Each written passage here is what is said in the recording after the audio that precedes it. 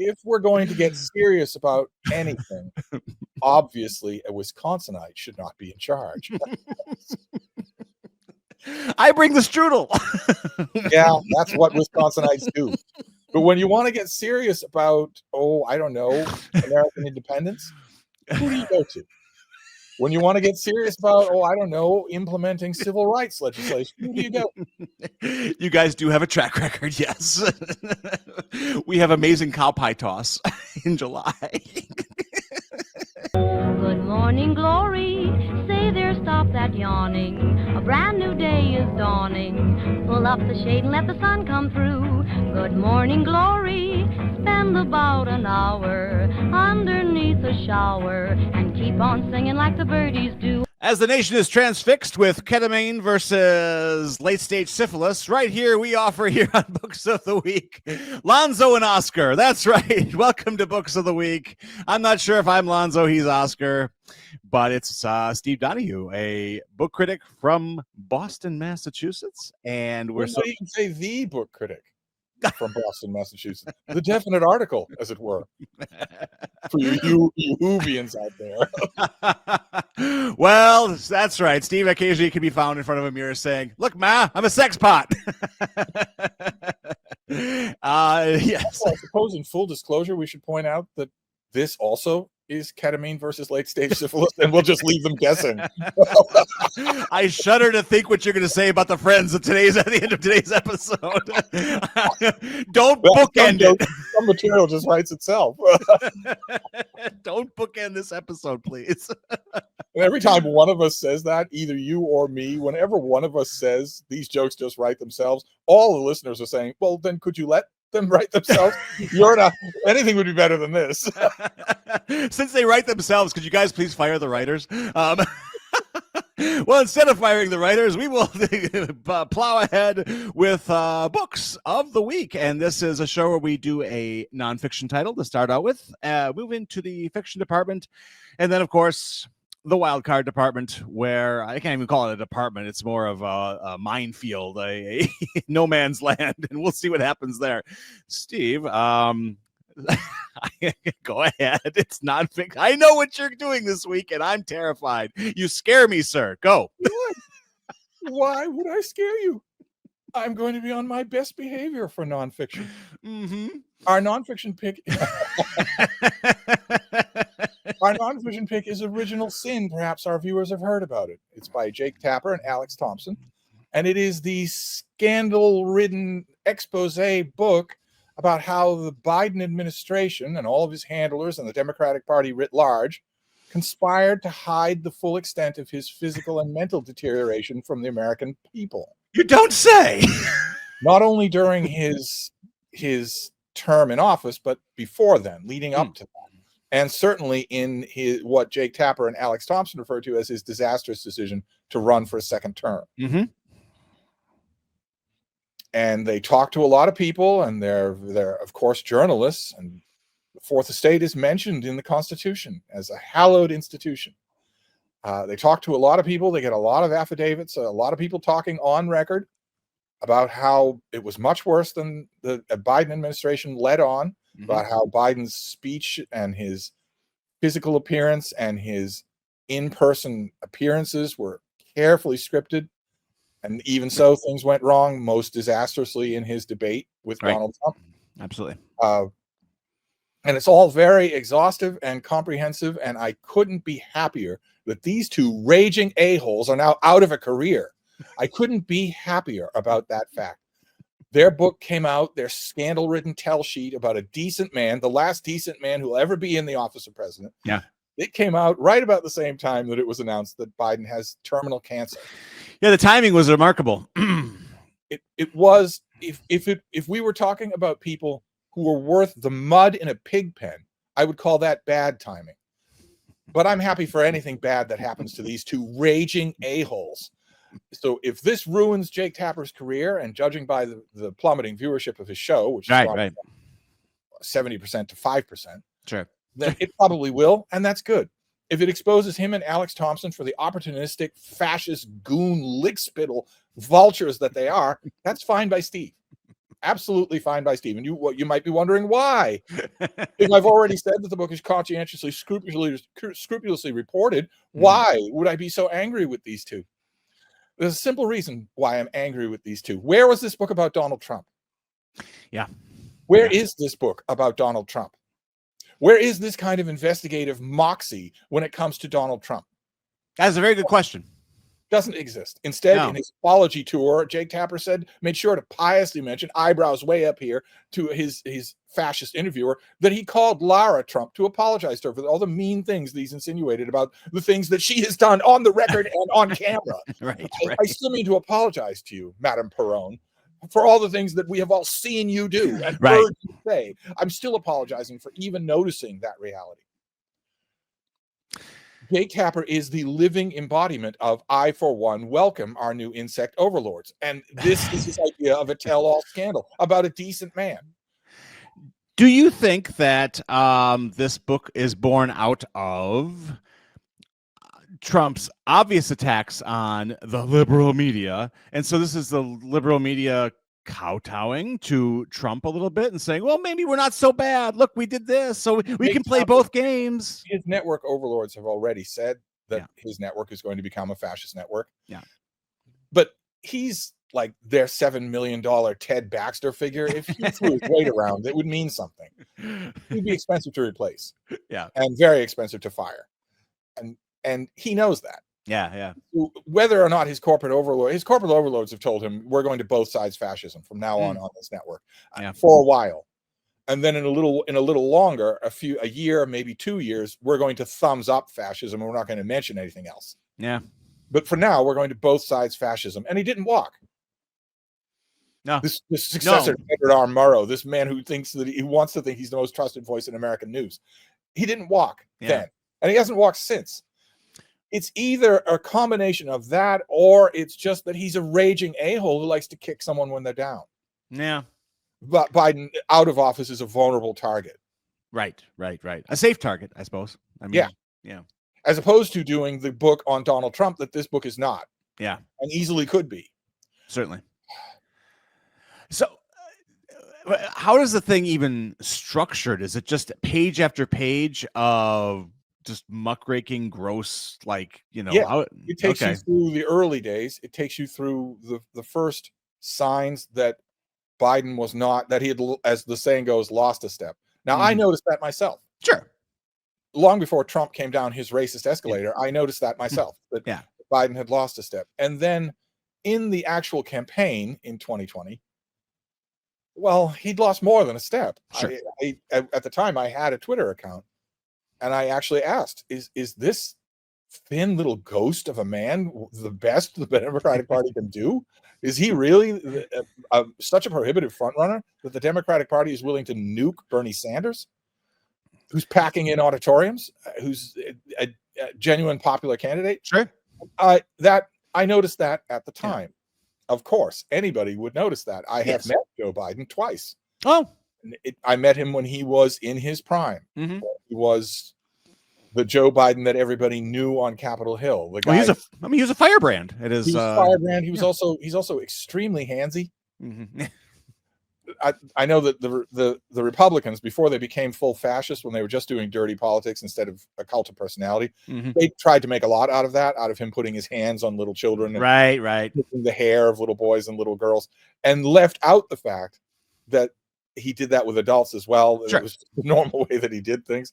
The first time that I talked to him, I was in a group of reporters, and I asked him a question that he didn't like, and he remembered it. And the second time that I talked to him, when we were done with the group of reporters, he took me aside because he didn't remember it. And when he took me aside, it wasn't to talk about that question or to berate me. It was to talk about dogs. And when he did that, we were standing in a hallway in a little Iowa newspaper. He put his arm around me like that, so that his face was right here next to me. Yeah. He was not at all doing that to intimidate me. Lyndon Johnson used to do that to intimidate. Yeah. He wasn't doing it to intimidate at all. He was just doing it to put a cone of silence around us. I've been to Delaware once. I don't think I got out of the state without being, mauled with joy and glee, That Joe Biden was clearly gone by 2020. Yeah. And even the Joe Biden who replaced him was gone by 2024. Certainly. The Joe Biden that replaced him was obviously a medical patient, Yes. whether we were being told that or not. He was obviously a medical patient. Oh, for sure. For sure. It didn't really matter to me at the time. It didn't really matter. I admit my heartstrings were all caught up with the clip of him talking to adults who had gone through a tragedy when their Sure. Downs afflicted son called out to him and rushed up to him and hugged him. Yeah.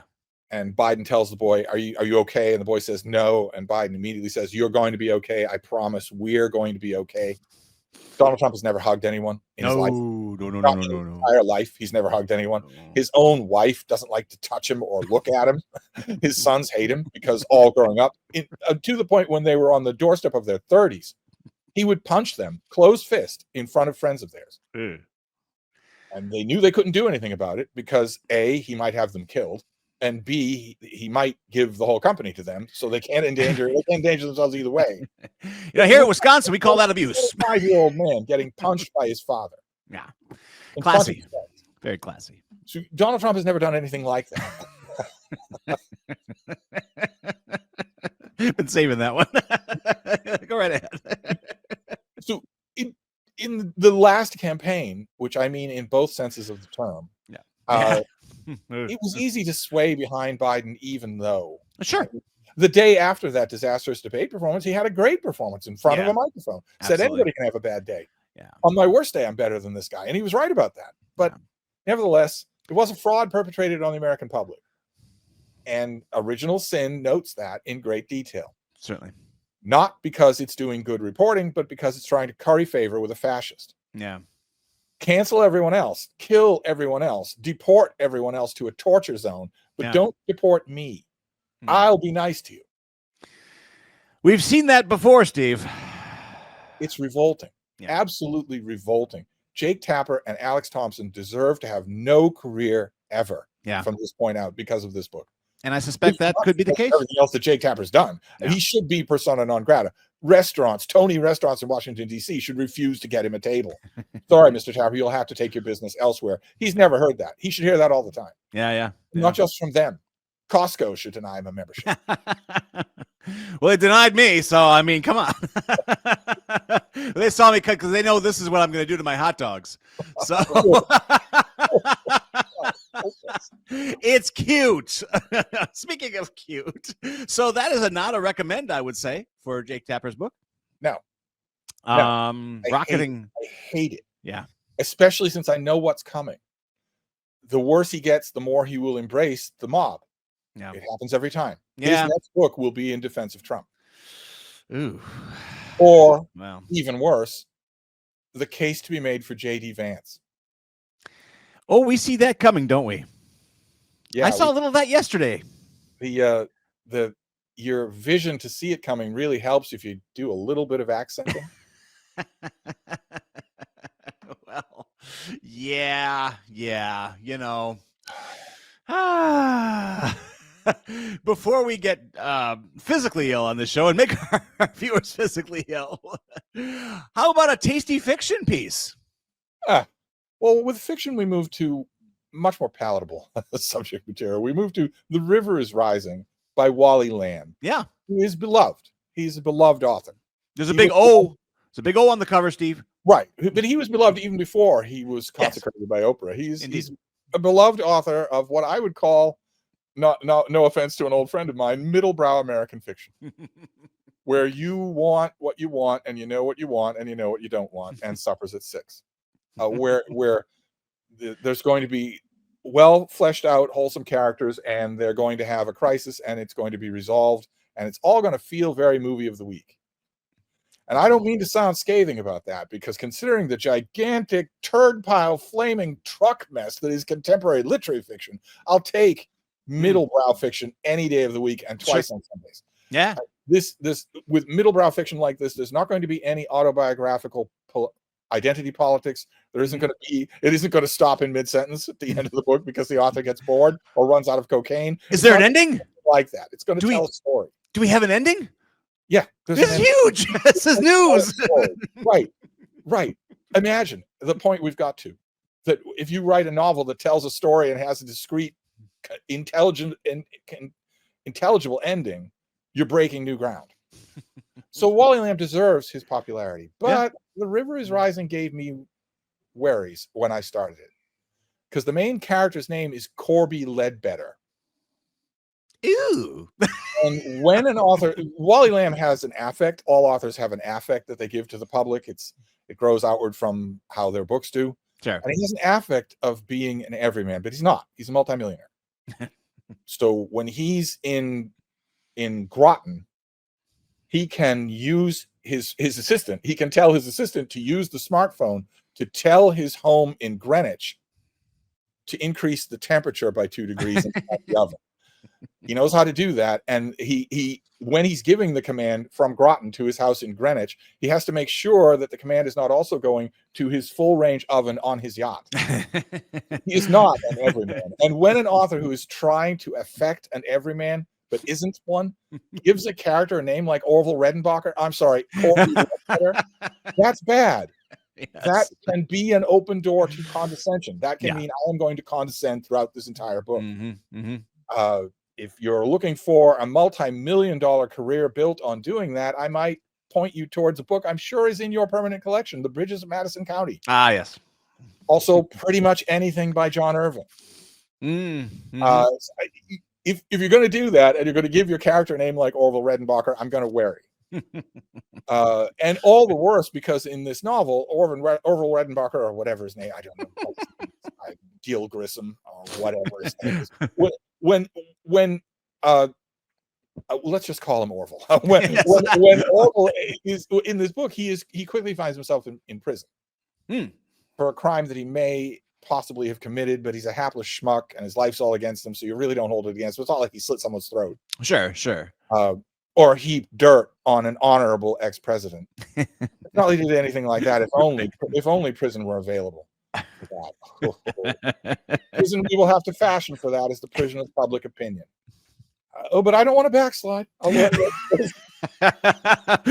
Remember, we're in the fiction department. 2 rows over, we left. He ends up in prison. Orville does. Orville Redenbacher ends up in prison. Mr. Schmuckers ends up in prison. With a name like Schmuckers, it's got to be good. Exactly. When you're dealing with condescension, I'm wary about that. Normal middle America gets condescended to all the time. We dealt with that in with Chris Whitaker in All the Colors of the Dark a little bit, didn't we? It bothers me. Yeah. It bothers me. It bothers me. Despite the evidence that our viewers might have, the evidence of their own senses in the person of my producer, there's quite a bit of sophistication in the Midwest. I didn't manage to scrape up any for this show. You're not helping any. Oh, sorry. We're good. But then the River is Rising takes a turn that I really liked. And I think a lot of readers will really like it too. Because instead of getting Orville Redenbacher, instead of getting Mr. Schmuckers to jail to prison, and then having his name cleared or whatever, we instead see his life in prison. We see him adjusting to prison. Wally Lamb probably had some terrified underling do quite a bit of research about the state of things in American prisons. Did he send one of his underlings to prison? Well, it's been known to happen. Let's not talk about Donna Tartt. We'll get to Donna Tartt. Thanks, everybody. Have a good week. The terrified underling, unpaid, unnamed research assistant for major authors, they're the unsung heroes of the world. Really, there ought to be a book written about them, but they are loaded all the way up to here with NDAs, so no book will ever be written about them. The podcast producers as well. I just want to throw it out there. I've already contacted the employment agency. They're sending me over someone. Oh, yes? Yeah. Well, I'm hoping against hope. I got your guy. We're pretty excited. That's the problem. That's the. They send me someone, and the someone can't work the knobs and levers, and they're also interrupting at the wrong time, or maybe at the right time. It's not hard. I say to the employment agency, now this person won't do send me someone else. They say, well, we don't have anyone else at short notice. Do you have an old standby backup unit? And I say, well, yeah, I do. That's the whole point. That's the problem here, is that I have an old standby backup unit. And his wall sign. He comes with the wall sign, you see. Priceless. Anyway, as the story goes on, you learn a lot about, and it helps that you have a likable schmuck of a character Sure. who's going through this experience. He's not a hardened criminal. That would change the narrative.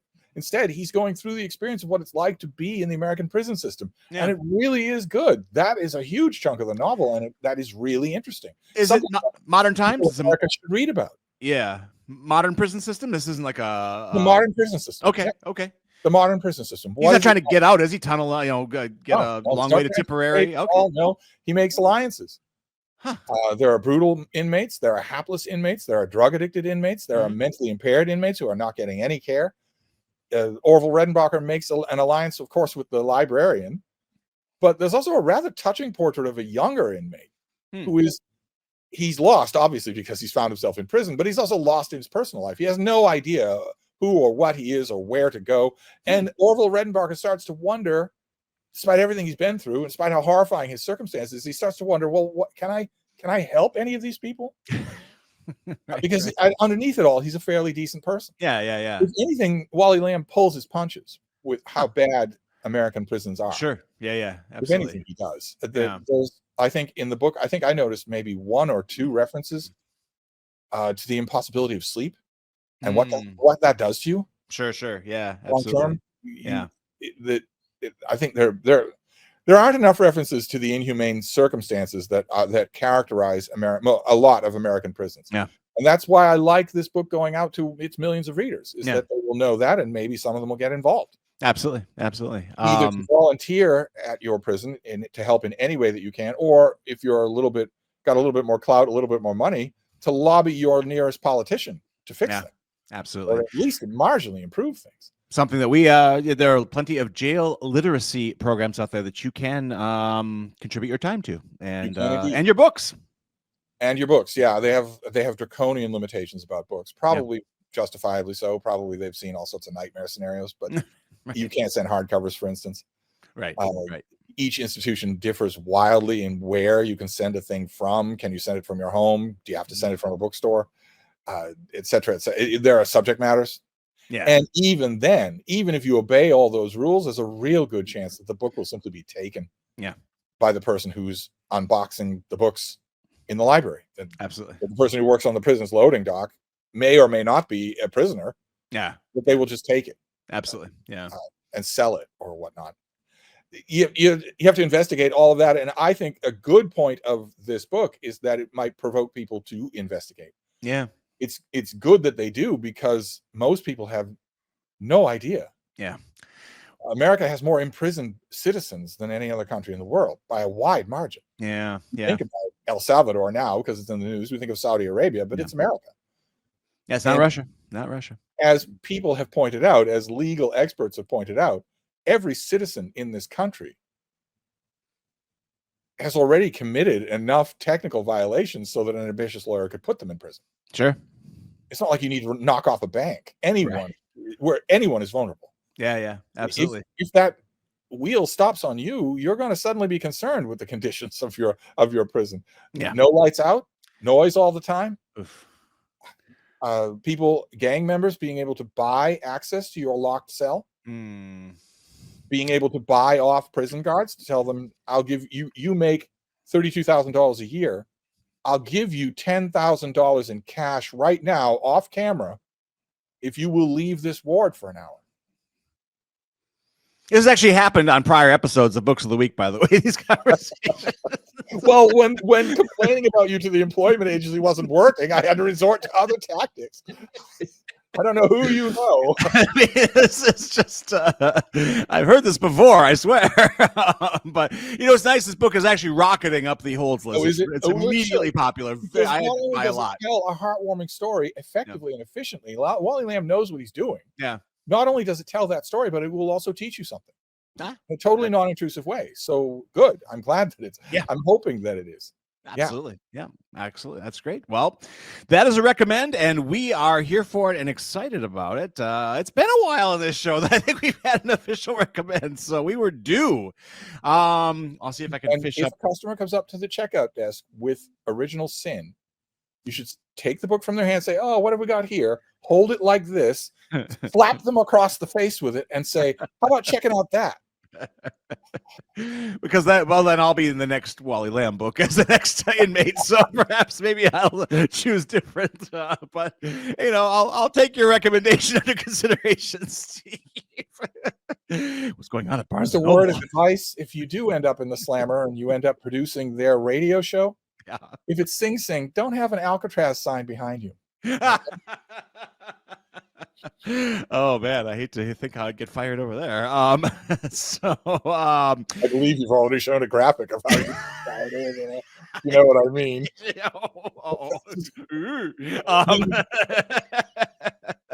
Oh, folks, it's wild card time. Let's see if I can fish out a few more recommends. One of the recommends being don't make shows with book critics. No, I consider it a badge of honor when I get it. When a segment is such that my producer is hurrying to move on to the next segment. And I've now done it twice, and I did it with a recommend, which is no mean feat to do. I've now done it twice. Oh my gosh! I think I've seen Where did the time go? I learned all this from Graham Norton, who was just like, moving on. I learned other things from Graham. In the immortal words, then, moving on. Hey, it's summer. Let's get a little beach vibes from Susan Mallory. I haven't read Beach Vibes. I love Susan Mallory, though. Do you? Talk about an author who's a total pro, down to her fingertips. She knows exactly how to tell a story. Yeah. She gives you a main plot, and she also gives you a little bit of tension and a well-developed subplot, which not a lot of writers do, even who know what they're doing. The River is Rising does not have a well-developed subplot. It has one, but it's not. It just sits around. Yeah. Susan Mallory, no. If you want a story done right, go to a romance author. Nice. They know what they're doing. You will be pleased to know I have to report this on this show and to you. We have not one but two new strictly romance bookshops opening up in Milwaukee this summer. So, which is just bizarre. So, strictly romance. So, there we go. Thought that Milwaukee's strictly romance shop would be the kielbasa section of the grocery. Well, yes. I mean, these are the shoppers, of course. We had them out before. So, but I just thought that was interesting. I mean, just to have new bookstores opening is, of course, cause for joy. But they're both romance bookstores. So I'm not sure what that tells us. They won't be selling this book, however. They won't be selling Murderland. And I know our esteemed book critic has done his time in the serial killer trenches, so we don't have to. So thank you, Steve. I have. Thanks to a private project, a well-paying private project, I did a very deep dive into serial killers, specifically American serial killers. And the horrifying thing is that the client for that project has not put his foot down that he's not going to do it again. It could happen again. And that's what this book is about. This is Murderland, and in it, the author has a ghostly picture of Ted Bundy on the cover. And in it, the author posits the idea that there's something in the Pacific Northwest that's making serial killers. Oh, that's interesting. Something in the air, something in the environment, something in the atmosphere that's helping to make serial killers, since so many of them practice in the Pacific Northwest. I don't know if it's lack of sun, vitamin D thing, because there's no sun out there, is there? I mean, I don't know if that's that would mean Kurt Cobain would be a serial killer. Yeah. Could be his wife. Careful now. That's the subject for another video. I think Nick Broomfield did that in a film already, Steve. Before I read the book, I thought the problem with your hypothesis is all the other serial killers. Yes. Who aren't from the Pacific Northwest. They show the same pathology. They show the same steps. Yeah. A lack of empathy, killing a pet in childhood, choking people before you kill them, constantly feeling aggrieved, constantly complaining to your dwindling number of listening ears that everyone's out to get you, marking trees, all sorts of stuff like that. That etiology of a serial killer is incredibly similar all across the country. Yeah. So before I even started the book, I thought, well, okay, if there's an environmental factor, then how are you explaining all the people from, Wisconsin? right, from Wisconsin? I didn't want to be indelicate, but a very large amount of serial killers come from Wisconsin. How do you explain that? And the author can't explain that. So right away, as I was reading the book, I was thinking, okay, well, your hypothesis doesn't go very far. Yeah. Just on its face, it doesn't go very far. You're not actually convincing me. So the only other shot you have in your bag is, are you writing about serial killers? Well, Yeah. and the author does very much. Oh, okay, good. Bermudaland is still very much worth reading. Excellent. Okay. And we'll see. I mean, if any of our patrons read the book and think there is something to it, I'd love to hear it. Yeah, absolutely. I don't know of anyone who has researched this subject more deeply than I have, and I didn't see it. I would have been happy to be convinced. Yeah, but yeah. not only does the author not do it, but also, if I may get on my high horse for just a minute. Oh, you may.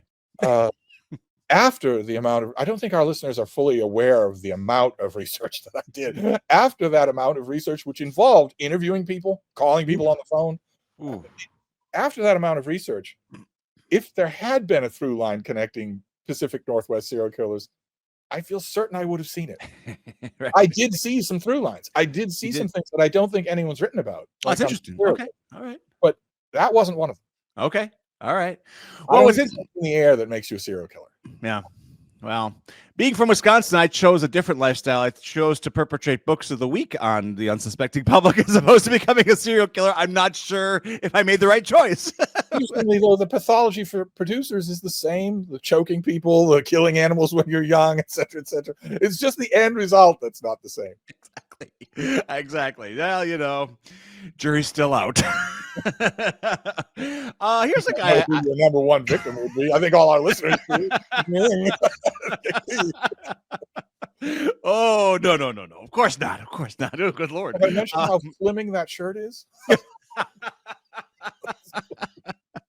Oh, boy. South Station's where my train gets. No. Here's a guy I usually like. It's Carl Hiaasen. It's Fever Beach. Yes. And he's funny. He's funny. Right. He writes light, popcorn, funny stuff. They sometimes have a light noir edge to them. Yeah. He's pissed off. He's very pissed off about what they've done to his beloved Florida.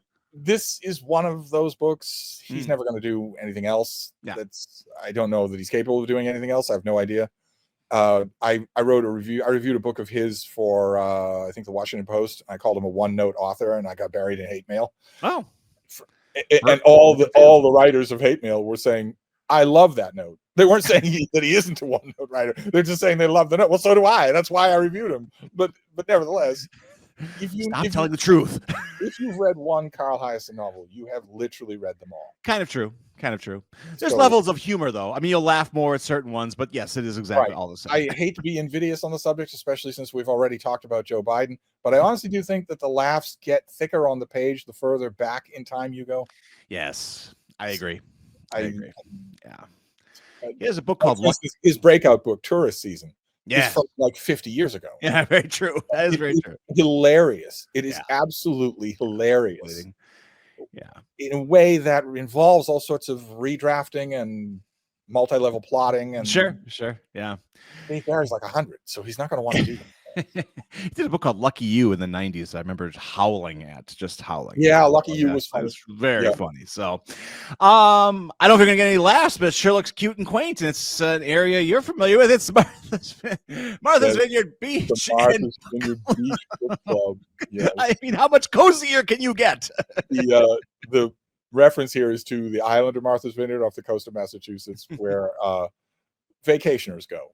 It's the vineyard is lovely. It has two newspapers. I'm a book reviewer for one of them. I was intimately familiar with both the island and the newspaper long before I was a reviewer for the paper. It's really kind of ironic when my editor at the paper where I review books for the Vineyard Gazette was in grade school when I was wandering around the island. Wow. That's wild to think about. It's lovely. It's a lovely place, and it has a history. And some of that history comes up in this book, but mainly this is a Is that a Reader's Advance copy? I know it's a large print. Oh, Our demographic, Steve. We've beaten up on the old people enough. You're not going to get a whole lot of that flavor in this book. Instead, this is a one of those dual time period books. It's effective. It's effectively done. It's being folded into a big Lollapalooza summer special for the newspaper, so I didn't get to review it. Oh, okay, all right. But nevertheless, it's enjoyable. It's an enjoyable beach read. Maybe a little bit too brainy for a beach read. Nothing's going to. I doubt you're going to hold up a book that beats Susan Mallory at all, writing about anything, let alone writing a beach read. I doubt anything's going to beat her. Excellent. She knows what she's doing. That's great. All you listeners out there who just reflexively say, "Oh, I don't read romance novels," you're really cutting off your nose to spite your face. You're really missing a whole world out there. Yeah, you enjoy. Oh, absolutely. I think we need, and especially the rom-com side of it. The silly covers that they have for those notwithstanding. I mean, they're just nice places to visit. But this at least doesn't have that obnoxious, cover of Crayola. It's a couple of surfboards. Despite the title, it's not going to be dumb. Susan Mallory doesn't write dumb books. Yeah. I recommend this week. Let's highlight this one, folks. We're going to wrap up and be nice to writers. Steve's ready to go. The bazooka's out. If you're a writer, you can maybe write through it. Kate McKean is her name. And come on, Steve, write through it. Write through it. What do we know about write through it? Okay. I don't know how familiar our listeners are with book critics. Probably if they're familiar with book critics, they're familiar with the wrong kind of book critic. Right, yes. If they're familiar with, they might be familiar in print with the book critic who's got there's a species of book critic who's got a wonderful, joshing, friendly thing to say about every book. Oh, I like them. And maybe probably getting one of them for this show, bud. And if you're familiar with book critics online, you will almost certainly be familiar with Jack Edwards, who is also Pudley. And these critics are the ones who go to gala events and they call authors by their first name and they get special swag. And then nothing is explicitly said, but it is explicitly understood what the book industry will be getting in return for that. It's not a free lunch. It's understood what you'll be getting in return for all that. And that is that you will be getting an unofficial arm of your publicity wing. And then there's another kind of book critic. Describe them to us, Steve. The kind of book critic, think about the little magpie on the African savannah that loves to fly up to a gazelle and pick ticks off the gazelle's coat. The gazelle is not going to risk going in the water. That's where crocodiles are. And it can only shake itself so much. So it's going to have ticks. The little magpie flies up to the gazelle and picks at the ticks. That could be seen as a kind of criticism of the gazelle, a kind of critical analysis. Aren't you a big, beautiful buffet? Aren't I happy you're here on this lovely day? We all got to eat. But also on the savannah is a lion. And the lion has a different kind of criticism of the gazelle. Uh-huh. I don't like the fact that you're alive. You would be more used to me dead inside my belly. That's the kind of book critic I am. It's not. The other kind of book critic that is a vampire on the book world. What you need in the second kind of book critic, and there are almost none left in the world, what that book critic needs is very simple. Job security. You might think it'd be something highfalutin. You might think it'd be the muses on Mount Helicon. No, it's job security. Sure. If you give a critic job security, suddenly they're free to do that. They're free to be that kind of critic. Absolutely.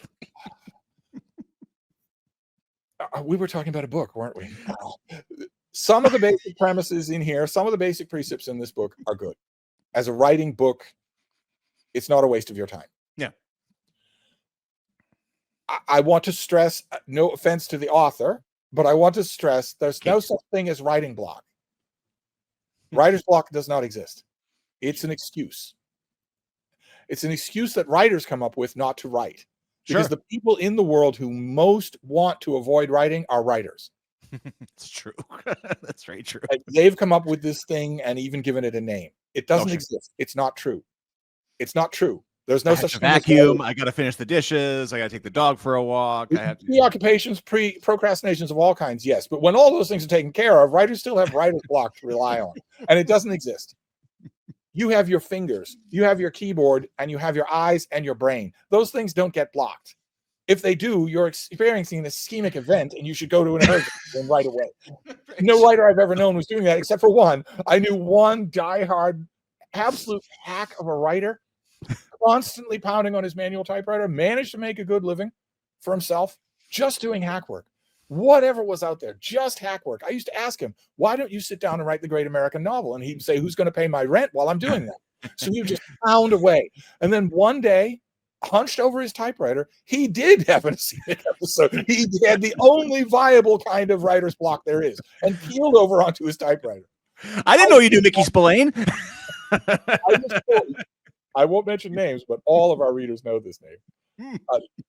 I was told by someone in the know that the coroner actually had to peel his face off the keys of his keyboard. They popped off his face one after another. ASDF. When I heard that detail, I thought, that is perfect. That is romantic. Absolutely perfect. It's the romance. That's the way for a writer to go. We don't have Absolutely. manual typewriters anymore, but I'm sincerely hoping that the coroner tells some friend of mine that the last picture on my webcam was. That's the way to go. In harness, packing out to the last minute. That writer would have laughed at the idea of a writer's block. Yeah. It is ridiculous. If you are a would-be writer and you say, "Oh, I'm so blocked. Oh, I'm so blocked. I should buy a book about how to unblock myself." The author is laughing at you all the way to the bank. Well, Kate McKean, she has to eat too. And we helped her. We got her next can of Dinty Moore right here. If you are a prospective writer, if you have a habit of buying writing how-to books, first of all, habits like that are bad, but you are procrastinating, you might get something out of this book. I would, no offense to the author, I would strongly urge you instead to get to writing. Mm-hmm. Start failing fast, right? Yeah, absolutely. Yeah, start. It's better to learn your craft. Yes. The more you fail at something, the more likely it is that eventually you'll succeed. Well, that's the hope of this show. Just by accident, you may suddenly stumble upon gold. Fool's gold, I say. And that's what we're doing here. I did notice Is there any other kind, though? Wally Lamb's characters would say, is there any other kind of gold? See? There is a through line to this episode as well. Yeah, which is all of our listeners saying, yeah, there is another kind. Unless they're saying, are there any other podcasts out there I can tune into? But I did leaf through us, and I thought it was a very simplistic guide myself, and actually thought it was a very much a beginner's. Like if you actually said, hey, I might write someday, this might do it for you, I thought. But if you have any sort of experience, but like Steve said, maybe putting your fingers on the home keys is a good way to start too. We have a writers group, and that past rant, by the way, that you just gave us, I will be playing at our writers group meeting next month because it was wonderful. It was delicious. Oh, you have a writers group, do you? We do. How interesting. Yes. I did not know that. It's called the Cedarburg Authors Circle. Is it indeed? It is indeed. Would you like to come next month? Probably very Zoom oriented since it had to go through COVID. Not anymore. The only way we can have our Van Camps is if you show up in person. Cedarburg Public Library has a writers group, does it? No, just a little one. Yeah, just small, very small. We're thinking of disbanding. Room for one more. If you're small. Actually, we just had a meeting recently. We decided it's a terrible idea, and we should probably cease and desist. My producer and I are going to have an off-camera conversation. And with that, we call this session of group therapy for another week. Books of the Week on CPL Radio. We are made possible by this glorious, delightful, powerful group called the Friends. Yes, the Friends of the Cedarburg Public Library, which you can contribute to at patreon.com/books of the week. And Steve has something to tell us. One of the friends is very much experiencing beach vibes, which is pretty bad news considering where you are. Perhaps that's why Wisconsin has birthed so many serial killers. Oh, now there's a through line. Bringing it all. And the friends of the public library are saying, yeah, your through line. Pack up your locker through line. It's a wonderful show, right? And that's Steve Donahue. Even you don't have a graphic to convince them of that. I'm all thumbs on that one. Free pencils for the kids. I don't know. All right, folks, it's Books of the Week, and we'll be back next week, more than likely. And that's Steve Donahue in Boston, Massachusetts. I have 2 words for him. One is a verb, and one is an adverb, and that is not what you think. It's thank you. Take care, everybody. Bye-bye. Whew.